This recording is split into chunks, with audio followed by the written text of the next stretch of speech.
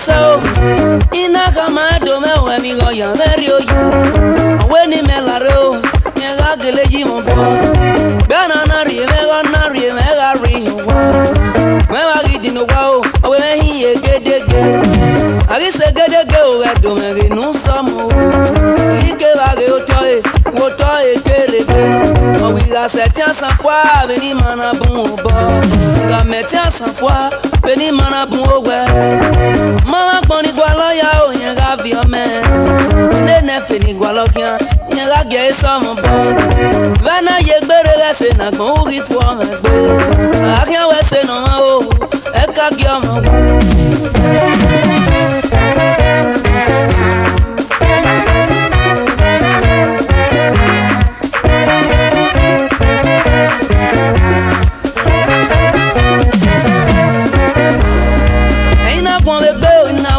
Kian so dogo iye bedogo pe ave banana teme we ni meme la re demi no ki ni mena so so ina kama do me we mi go ya merio ya we ni meme la ro yan ga be yi mo bo banana gbegbe ona gbegbe go gbe la wa ori ku ade o mo be no wa mu mo bo be no wa na hina ni ma ye bible ko we no want nothing nebo tere bible we were mama oriri pe ko me we no want come me when you get to I am a go pe ni ga pe go bosa ya yo omo ni ga bie go bosa ya yo ki ni ga do go bosa ya yo o wa ni ga ba go bosa ya yo omo ni ga bie go bosa ya yo ina gwa la wo sami o igo ge donu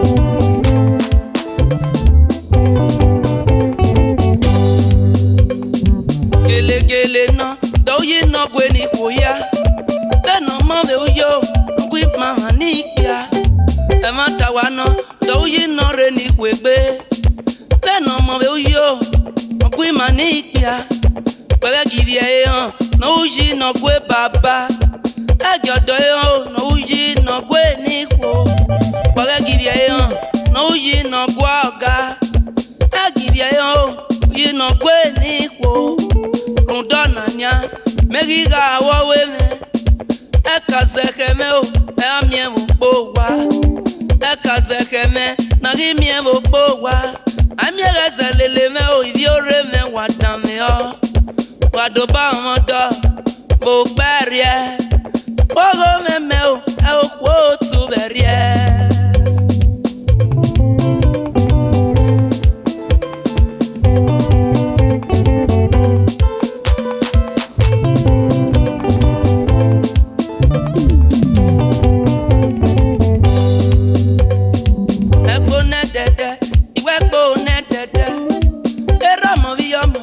Tezodo no mo enagiyena iwa gbon fi were enagiyena o agbona kiyan gbebo yazodo bone eni bi ore ya gita yazo se kweme o eni bi ore ya gita to ba ma zodo iwe ropa ma logo lawo mi me o nueri o sankun me egene dede anabi omo wone de na nware o agiri yo webe amagi yo webe agi we inwina o dama we inwina agiri ya no do odo agera o obe agiye be no giye o eri obe gera enagiye na iwa gbon fi were enagiye na agbon na kin agbe bo odo ipo me kin le lo do me o eru dabo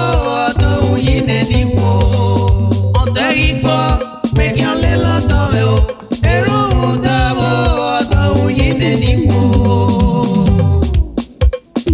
gele no do yi no gbe ni ko ya bene mo be yo ogui mama ni pia agivie e han no yi no gbe baba agiodo yan o no yi no gbe ni ko undona nya megiga wo we me ekazekeme o e amie mo po wa ekazekeme na gi mie mo po wa amie gazelele me o ibi ore me wa dan me o agado ba mo do bo perie ogo me o e o po tu berie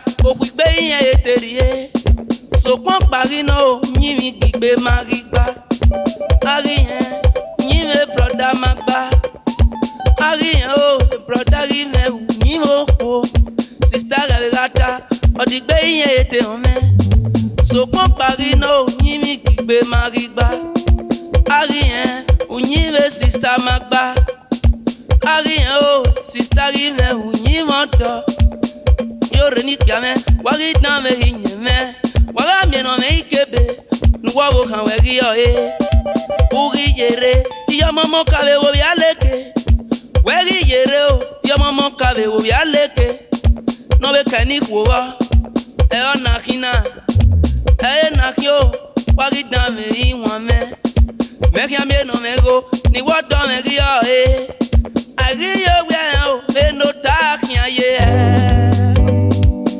Ipo me kin le lo do me o eru dabo to uyine nipo onde ipo me kin le lo do me o eru dabo to uyine nipo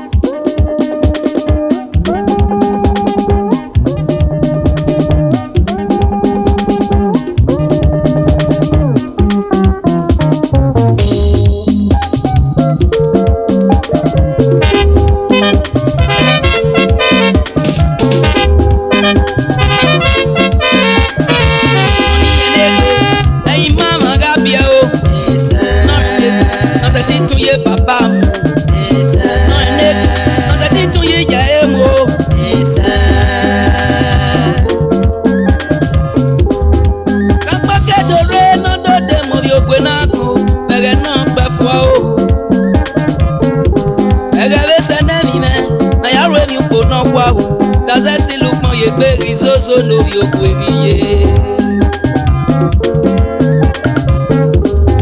Atopa kedo reo kisona kiunre. Ade unobi ogwe na konje o. Ikpe aya ni ravuna kebi kama ya. Ene ya mwekwe la desese. Rumu deboki obi ende edenu kiyo. Okia do mondo.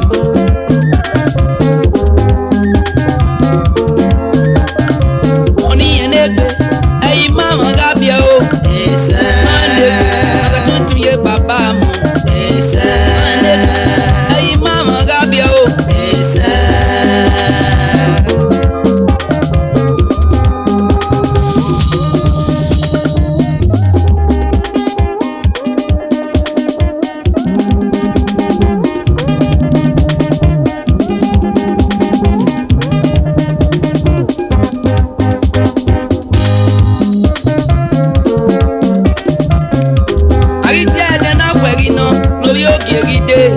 Obi ogwe ma mi gbe gan. Ọ̀nà dati ya e o. Iye mi ye me o. Iye mi ye me. Iya do ri me u pon. Eri seti de na won mo. O e gbe me to me o. Iye. Iya eri ontana. Ọ̀nà ta o mu odu. Ori ma odi odo. Igba me ni we ne oroku wa.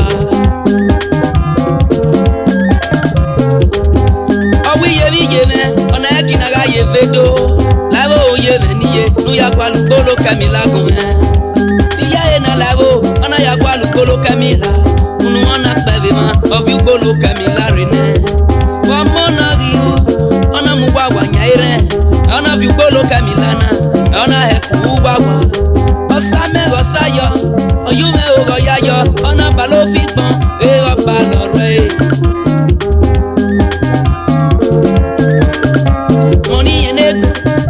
Mama gabia o. Ise. Ase tu ye papa mo. Ise. Ayi mama gabia o. Ise.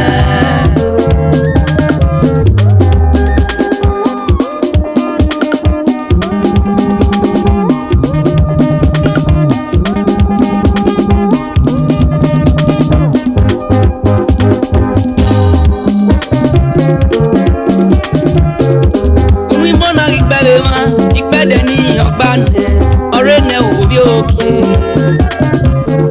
Nọmọ pé ọmọ sí ló yẹ pé nọmọ ẹ bá tẹ ọmọ bí ọgbà adazẹ sí lukmọ yẹ pé nẹrí zozo lórí òkú èkìyè. Ọmọ náà rí kíkó gbàpò nẹ ọ̀nà pépé làwà ọ̀nà rárí wàwà ní ẹ̀mùké. Ọrí sekenu wàwà níye ọ̀nà tún polókè bá mú bọ́ ọ̀nà dodo táyà dé sórí. Egendile lórí òkèrè ní bóun rìdè o àrídó wà rí ògbè náà gan ọ̀tọ̀ táyà bíbá o ọ̀tọ̀ táyà bíbá rẹ ọ̀tọ̀ táyà bíbá rẹ ọ̀rá yìgbó ló kẹ́mi láyà wọn ègbé o. Ònú ìmọ̀nà rí pẹ́rẹ́ wọn òkèké náà táyà wà rí òkè nọ́dọ̀wọ́ rí àdàsọ́pá ọ̀yùgbó ló kẹ́mi láyà wọn ègbé. Orí òkè rí wàsíwá ọwọ́ náà kọ́ dọ̀ ní ẹ̀ka ọ̀mẹ́. Ona kodo ni ega ome no me kana pe ye pe yan mo ikona mu fe pe na wo iri ewuya na te we oye no ri oye iri ata fende ra gbe we wa yana bari en fi eso era me rame we ma seti be gbe mi la era me rame ma seti be gbe mi la ya go ri o pe na kan o yu kolo ke mi la ya ma epe. Lenogi ario, ona zipi aiwe ne, ona zeni ku iwe ne, ona yaso kwa madianu yogwe na gun. Mimi ayi wanaka, iri edo mege ni mose, wegi le nyunyi me mata, nu ya te rawe mo. Mimi ayi wanaka o, iri ore mege ni mose, wegi le nyunyi me mata, nu ya te yewe mo. Eru kati kati, eru kanya kanya. Kati aya ọmọ na biese. Ai!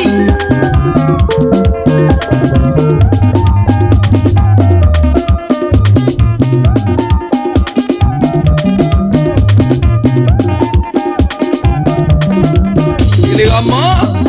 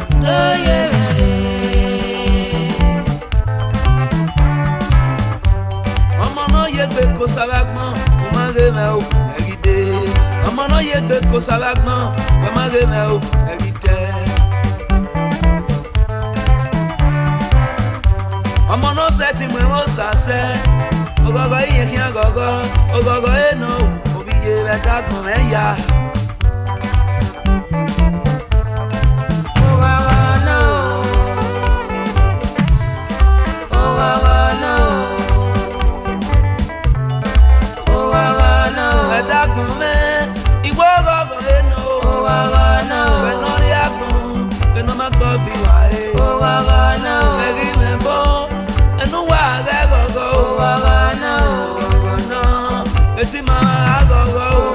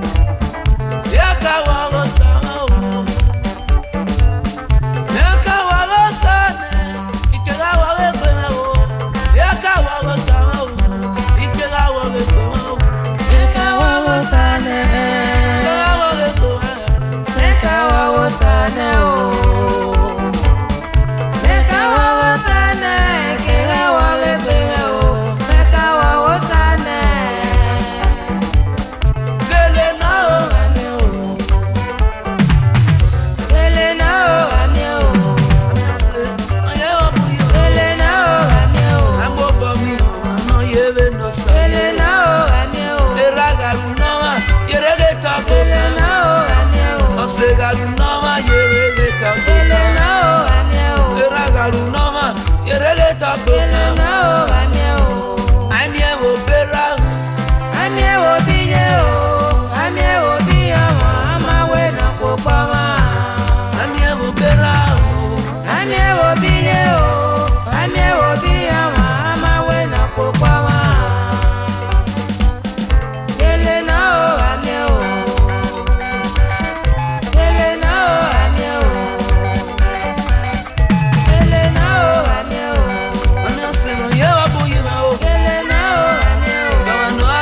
No matter negi bo, o sapa we se, na na gba mo ka o.